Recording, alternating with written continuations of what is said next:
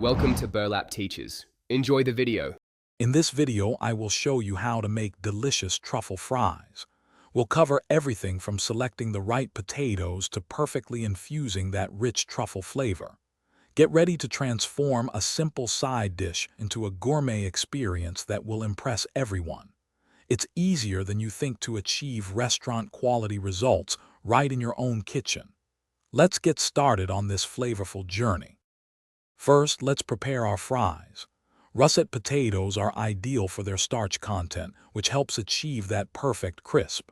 Cut them into uniform sticks, about 1/4 inch thick, for even cooking.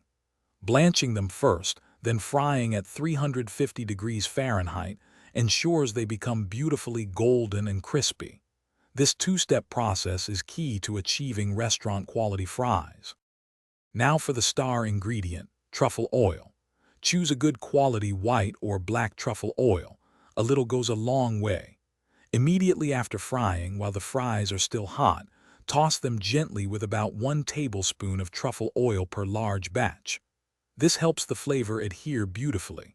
Finish with a generous sprinkle of fine sea salt and some freshly chopped parsley for color and freshness.